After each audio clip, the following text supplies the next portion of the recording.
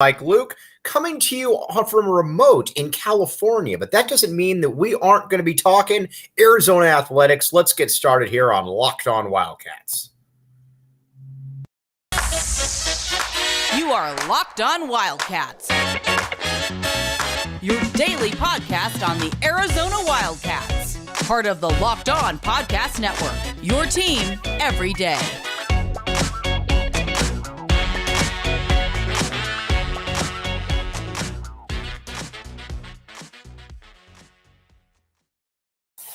Thanks for keeping it Locked On Wildcats. I am your host, Mike Luke. All right, we got a lot to get to this show. First, you might be saying, Mike, what's that in the background right there? Glad you asked. I'm in a hotel in California right now, but you know what? There are many people that are in this area who might be playing for the U of A. We know one already in Charles Yates. There might be some other ones. Wink, wink. We don't know. We'll find out. But let's talk about Arizona's recruiting class right now because that's where we're at. Jedd Fisch had signing day yesterday, and he broke down everything you need to know. And we're going to go position by position, tell you what you need to know.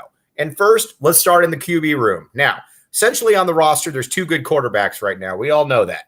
There's Noah Fifita as the backup, and there's Jayden de Laura. Now, the guy that you look at and you say, what could he looks a little bit different. Braden Dorman, big man out of Colorado, 6'5" with a rifle arm, can make all the throws.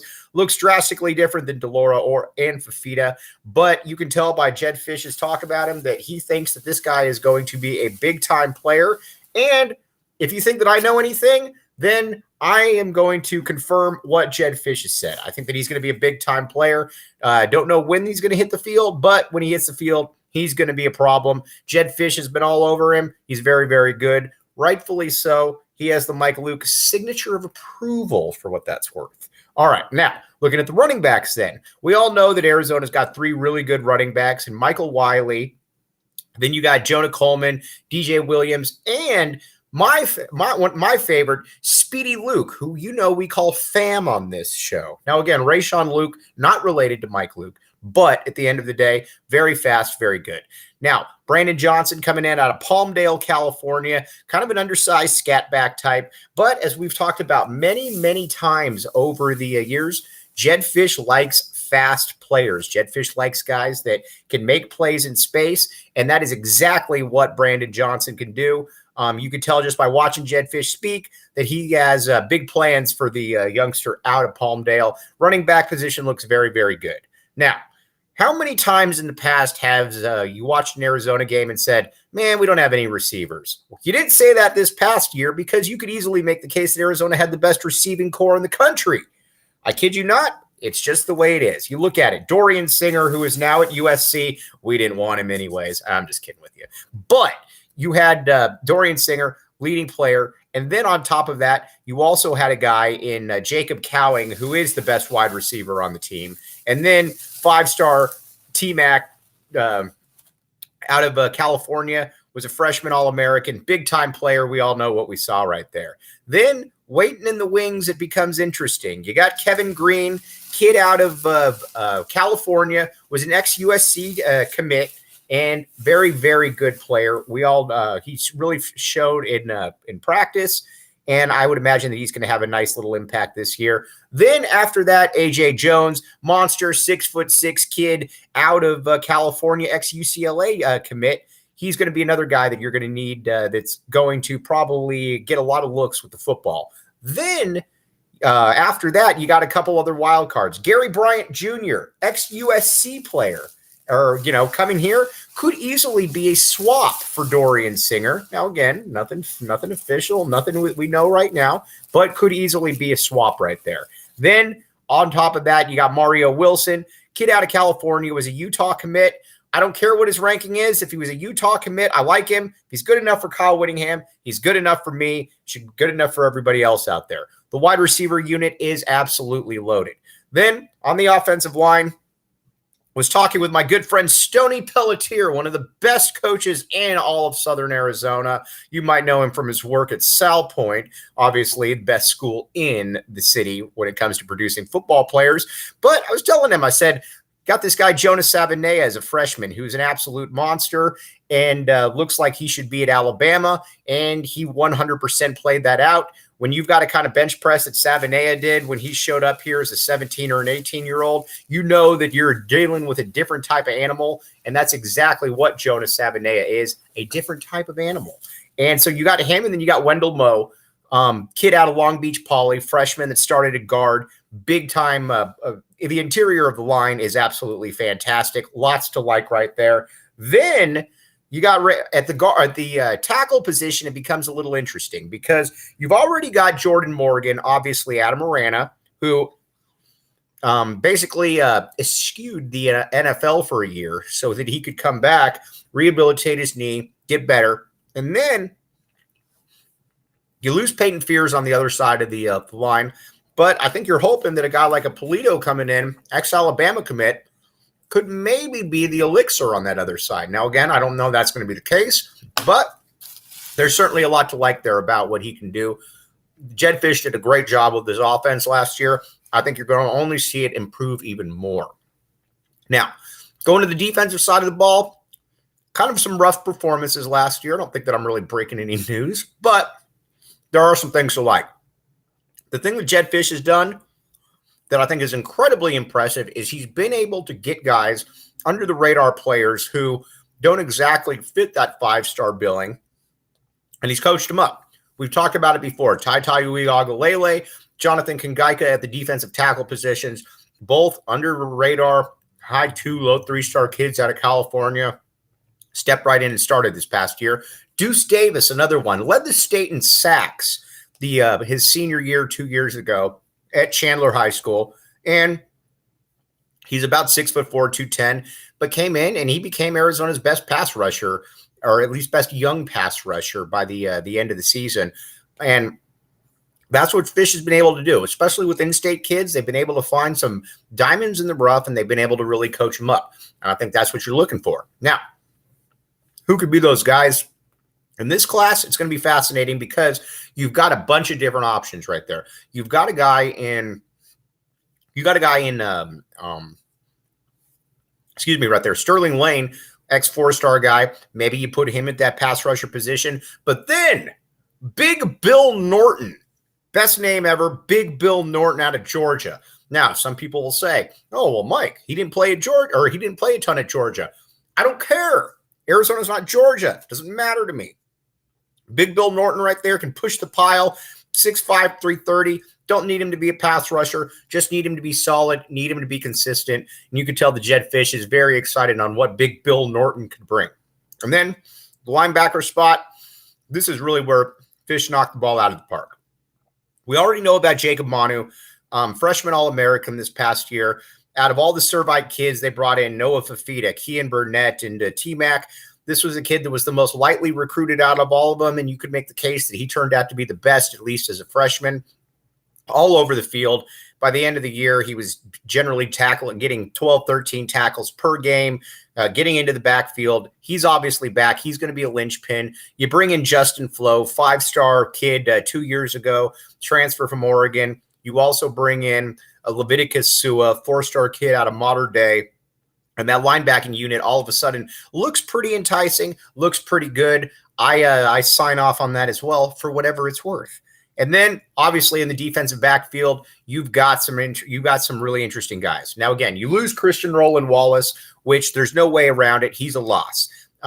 Goes off to USC, been a longtime starter at the U of A.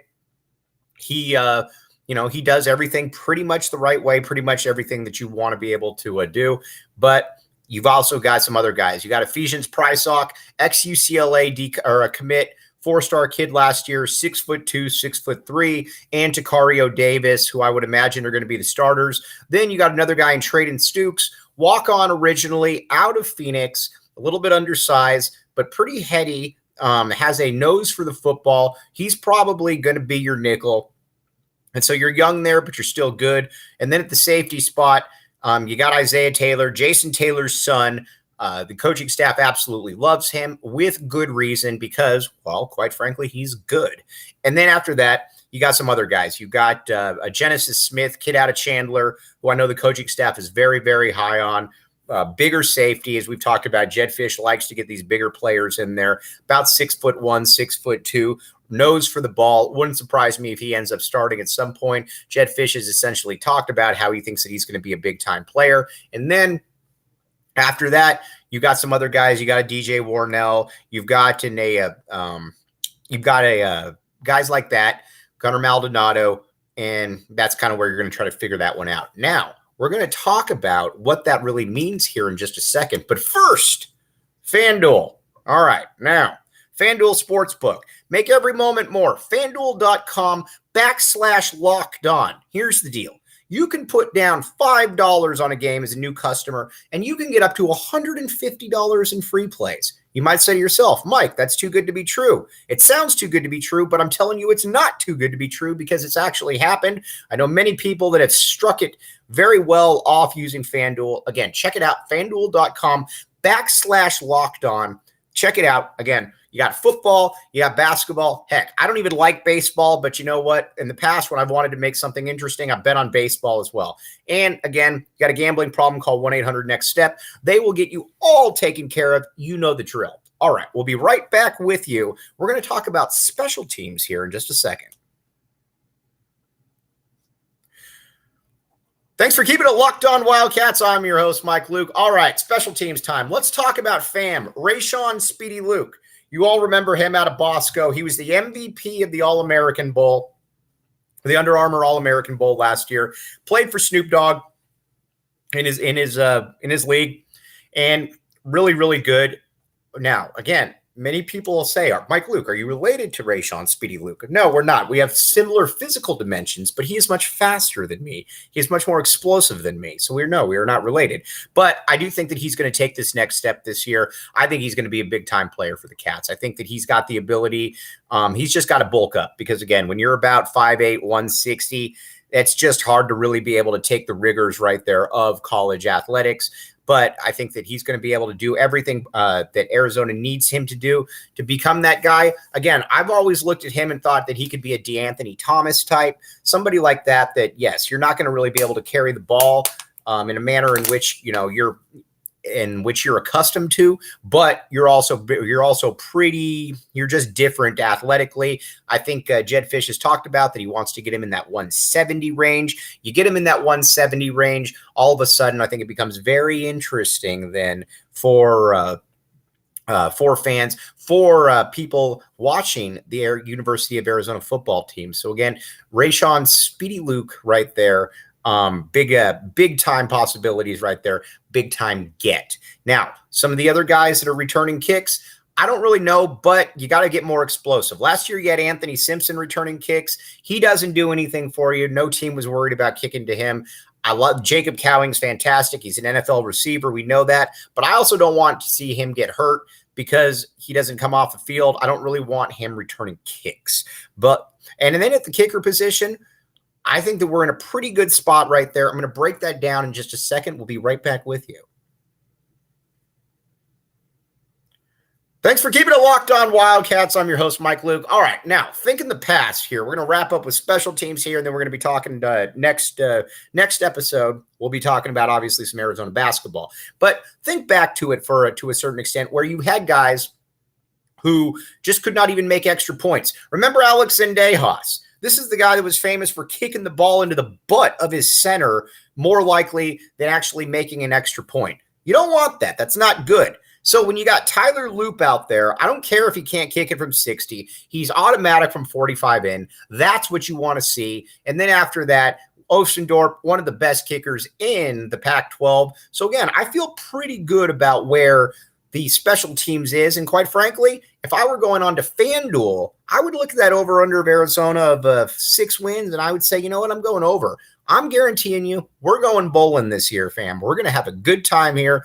Jedd Fisch has delivered on all of his promises, and I think he's going to continue to. By the way, offering cruise rushing or getting cruise rushing here at the U of A was something that the other coaching staffs just didn't get. Now, again, cruise rushing might not be anything more than a special teams player, but you get him on campus. You've already then you know that he's got your 5-star brother, Elijah, rushing. You're prioritizing Sal Point.